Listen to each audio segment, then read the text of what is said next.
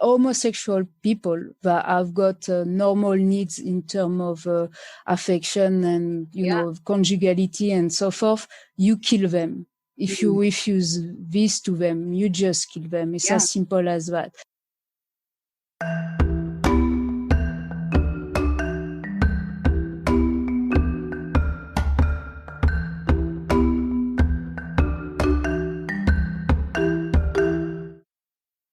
Hello and welcome to Self Talk. I'm Rachel Astarte.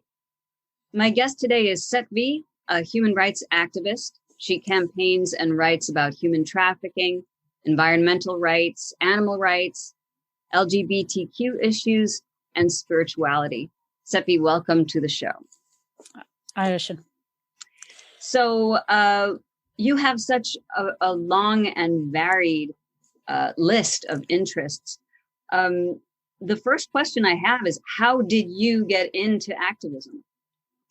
I think there's two sides of it. Is to have noticed firsthand injustices and situations where people were suffering chronically because of other people or because of institutions. And the second side of it is through reading. One of through social sciences reading, and to realize it took me this to realize that our structural suffering and abuses might be and it's quite bizarre, in fact, because I admit that if I had been more thoughtful about what I had seen with my own eyes, I should have understood that it was chronic and institutionalized. But it took me working toward a degree in social sciences because my specialty is human rights and political sciences. It took me reading authors specialized in social struggles and so forth to and also history, to realize that it's not an accident if things are like this.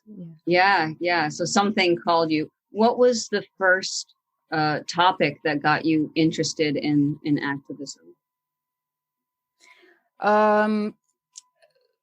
My initial plan was to help orphans in Africa. I'm French, so it's kind of very basically.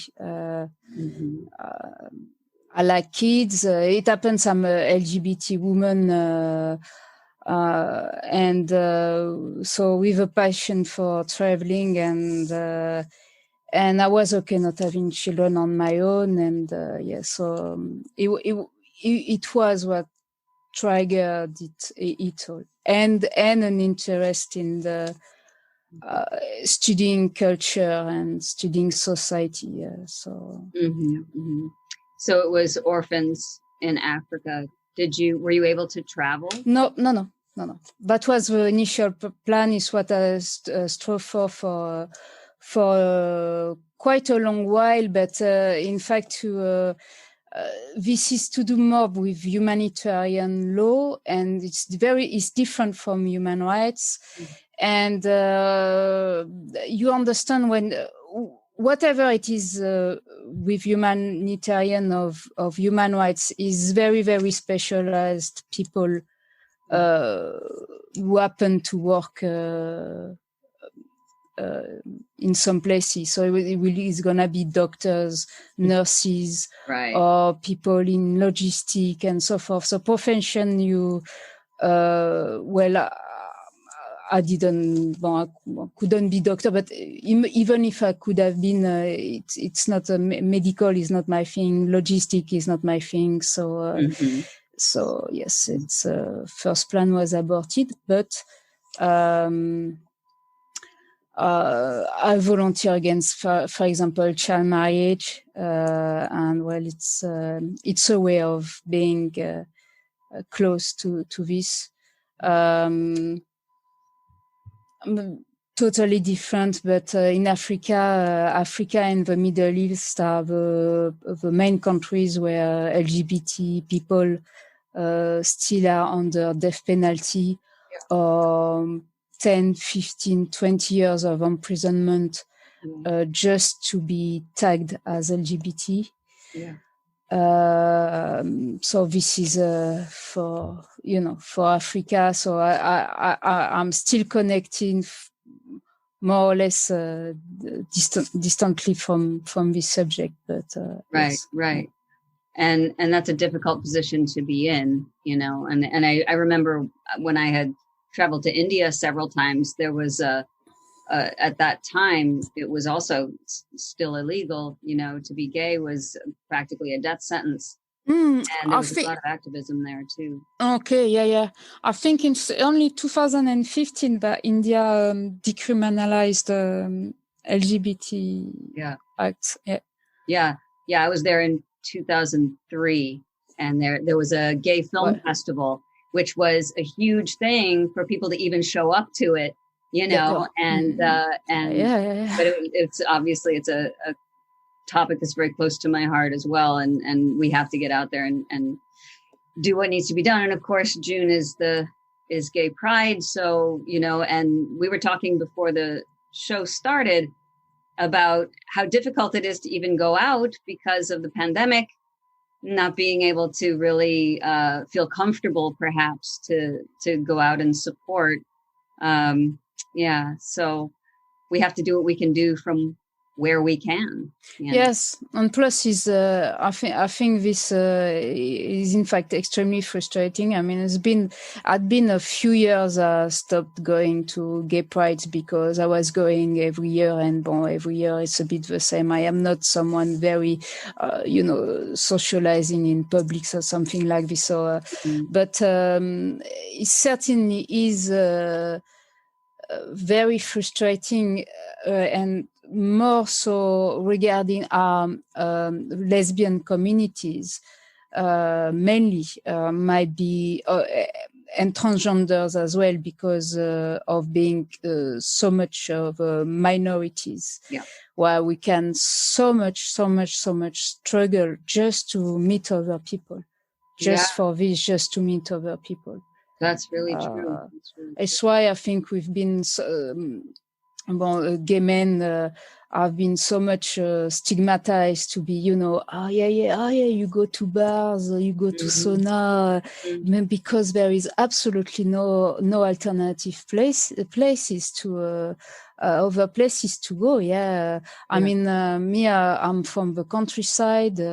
When I realized how very, very sad, deeply sad I was being on my own all the time, the one objective I had was to go straight to Paris and have a life there.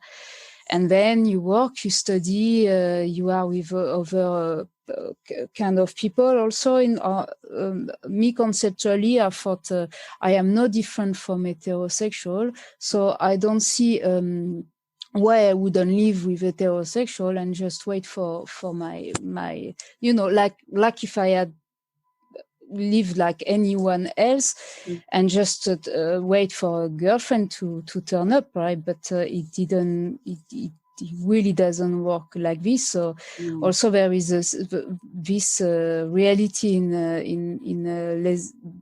lesbian lives, but you've got to you may have to concentrate everything around how you can meet other women. That is to say, go to places but in fact, it's absorbing all your life. Because all your weekends, all your free time is, and it's a bit of that. And I thought I was very, very, someone isolated, and maybe I was one in 100 in this situation like this. And it's and I realized that I met older women that more or less had the same problem, so not the same life, because everyone at they have other profession, they have other financial situation, they have other way of coping, they have other needs as well, and so forth. So everyone is different, but what was really recurring in many of lesbian life was a complete solitude, complete being on one's own, because gay men have got a way to encounter people. Female, really less. Yeah. So I'm worried about it. Yeah, I live very close to New York City. Right. Lots of lesbian bars, lots of, all that kind of thing. It's a different culture. Yeah. But, for someone who is already not very social, I know for myself, I like being at home. I like being alone. How do you meet somebody, when you're already just like, the bar scene is not my thing. It's never been my thing. And it's not, so how do you meet people is what I'm hearing. But, even when it's your thing, because when you get, when you tried that and that, what shocked me as well, it's how many organizations say they exist, and when you try to contact people, there is no one. And when it comes to the leisure for entertainment or bar industry, well, it's young people. Right. Yeah. It's young people. You're not gonna date anyone there. And what I came to realize with trying to meet people for organizations is that there's many youth organizations where they've got funding and so forth. And this, when you are youth, okay, there is. When for women older, things are disappearing. Another funny thing as well is student organizations and youth organizations are in fact like controlled by people who identify as bisexual. And when you meet them, you meet them 10 years after, they are no more bisexual. They are the heterosexual, homosexual part just went out of the window. They are married. I'm not saying it's a general rule, but I've been in touch with two very different youth organizations and student organizations. And the people I knew back then are not bi anymore. So it's interesting because it doesn't seem like something you could just turn off. You can be bisexual and be married. Yeah.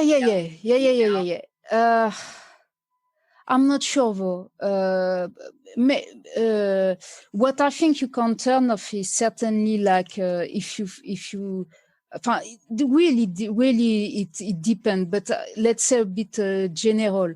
When you feel you are dying without a female at 20, it means that you're never gonna turn this off because this is the reality of what you are. And now, if you decide to go with females because you are open sexually, this is very different situation. And though both situation you will call a bi person. I mean, there is is very different from when you die if you are not with a person you want to be with. Yeah. It definitely lowers the amount of people you can find comfort with, you know, in terms of a romantic relationship, when that's it, that's what you have, you know. And yeah, well, of course, in this society, yes, because even since homosexuality is like targeted, yes. Mhm. So even people, so in fact, is homosexual people that have got normal needs in terms of affection and, you know, conjugality and so forth, you kill them. If you refuse this to them, you just kill them. It's as simple as that. Of course, if you are bisexual, then they tell you, you know, if you want to be very unhappy, if you want us to make very unhappy, you go to homosexuality, and we make sure that you are in big trouble, you see.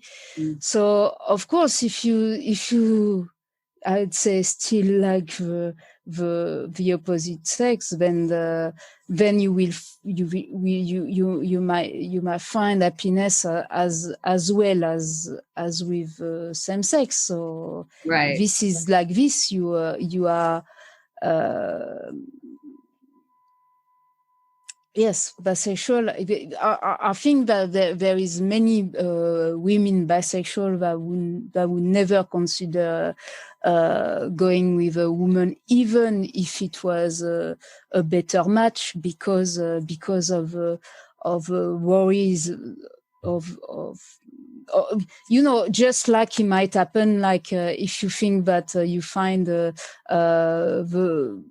someone that you really love, but it happens that they are poor, or they are for foreign country, or that your parents are about to disinherit you if you dare marry them, and the same thing. But that's sort of what the activism is about, is to say there is that wide spectrum of sexuality, and everyone has a place in it, no matter what it is that you, no matter who it is you love. You know, the idea even in pansexuality, where it's about, it really doesn't matter what's going on physically.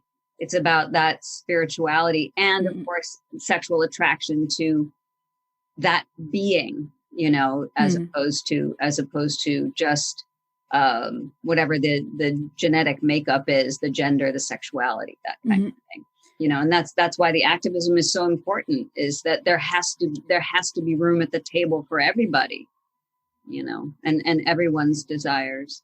But it is true. I mean, it is a sexuality thing, but it's also, it's very good. It's a sexuality thing because you know, it's eros thanatos, so it means that in fact it gives you the capital strength to go against people who just want to make you slave. By imprisoning you with their own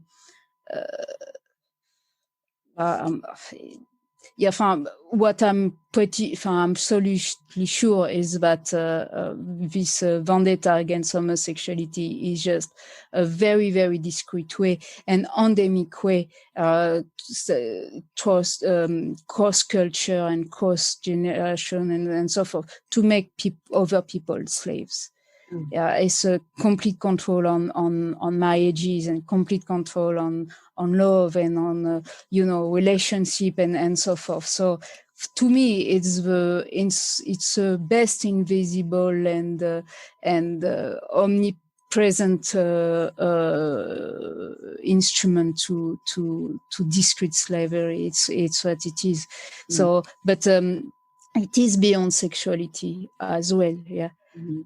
Because it would be, maybe it would be only sexuality would be less of a problem, because then more elusive arrangement could happen, and who would care? Yeah, right. Yeah. Yeah. But this is also a big problem about conjugality, and so it's Right. it's affecting all aspects of life, basically. Yeah, for sure. And I think that's the other part of it too, since we're, this is the podcast self-talk, and how do we identify who are we, and and who we love is part of who we are. And so yeah, it's absolutely important for us to take the time to figure out who that is, but also to stand up and say, I'm not afraid of whatever it is. This is who I am, this is who I love. And that's not an easy thing to do, especially when there's so much at risk. As you said, your family may disown you. Maybe you have trouble at work. It's very difficult to step out and just say, well, this is it. And I was also hearing from you that wanting to just be who you are shouldn't be such a big deal, right? It's just to be lesbian or bisexual or a gay man or a transsexual or whatever you are, getting to the point of saying, I would like to just live a life of joy and contented life without having to make a big, having to work so hard. And I think that's part of the activism as well. It is true, yeah. But it's why it's so delectable in a way for people who have control over this, is because if people start having control over who you love, you can love. Love is the strongest things that is happening in one's life. Is the unconditional part where we know that we can go beyond. Is just that, and denying that to someone is the surest way to dehumanize them. Absolutely. Absolutely. Yeah. So that explains why the activism is just so essential. Yeah, and explain also we get related to this strength. I met older women, because not in the sense that they were older, but older than 20, older than 25, and they are in their 30s, and they come for the first time to a meeting in the center of Paris. The big quarter there, LGBT quarter. In France, it's rather a lot of organizations are kind of help nationally and so forth. So there's a big quarter in Paris, and they will tell you, yes, I've been knowing for a while, but I can't. I don't know what to do. And also there is this what shocked me, there is this realization already that things will be very complicated even before they started, right? Which me was not in my, which the thing that personally I didn't understand. But because I might have been in this generation where when you talk about decriminalization in India, the decriminalization in Europe is not so long ago. On the BBC this week, you had this guy, he's 79, that when he was 20, he was, you go to prison if you, and I swear they met and they kiss everyone in the street to say, we are kissing now, and we are kissing in the street, and, get used to it. But the moment they did that, they could end up in jail for doing so. And yes, and the amount of, for example, of suicide in the LGBT community. still here, still was there at my age while LGBT Act have just been decriminalized and so forth. But if you go to work and they told you no dog, no black, no Irish, and no homos is the final. You can go to work trying to bring, I don't know, to look after children. If the children are abused in front of you, right, it doesn't matter. What is gonna matter is not gonna be the people, what they do with children. It's gonna be, are you LGBT? No, you are not. Ciao, find another job. Yeah. It's astounding to me that in the 21st century that's still the case. Yeah, I know, it's shameful, really. So let me ask you, what can be done? What can be done for the listeners? What can we do? I'll give you an example. My son is 11, and we were talking about human rights, and this was 2 days ago. And I knew I was going to be interviewing you. And I said, I'm going to ask Cetvies. He said to me, well, what can I do, Mom? I'm just 11. I'm a kid. What can I do to help? And so I put the question to you, either for an 11-year-old or for any of us, what can we do to be more active, whether it's LGBTQ or veganism or, human trafficking or human rights in general? Even no long ago, I would say, you have to read, you have to be aware about these things, because this is very important. And in fact, more and more now, people, activists say, we have like episode about the our good is awareness, right? Because we understand, but even for me, I understood, but it took me 10 years to understand. It's not taking me, but step by step, stage by step, you go refusal after refusal. You kind of, you try to spread the word about child marriage and against what communities might you have very precise information about that, and people are not interested.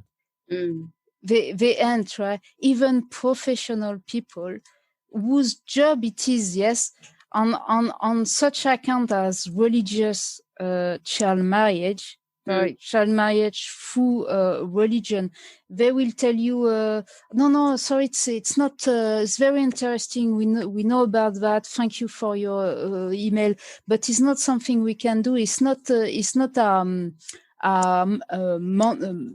our Manda is not under our agenda. We are not paid to do that, and they are the one organization that are paid to do that.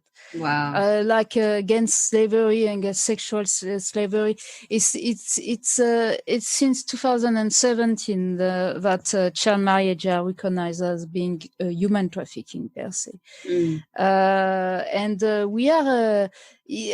And I mean, it's a bit. Let's say the awareness thing is a bit kind of almost. I think many people are counting on them, and I was the first at it because I tried to spread the word really badly, yeah. But I mean, it's been since told this way that my mother tell me, you know what, in Africa there is children that they don't have water, they don't have food, you have to realize this and so forth, yeah. And what changed? See? But what I would say to a 11-year-old, and the one I wouldn't have children, and I would say it's one by one. if you see that there is an injustice, that someone who is badly treated or is sad, and then so you've got to step in. Yeah. So if you see something, do something about it. Yeah. In every instance. Yeah. Advice. Yeah. I mean, at least it's in front of your eyes, and even for at every level, it's this gesture you need to do. But now it is true that it might be complicated, because plus things I think in life are so complicated that it might be complicated to be helped. It might be and this I think is it's so structural, is that at one point there is you don't know how to help, basically. You might be in situation where you don't know you don't know how to help, and this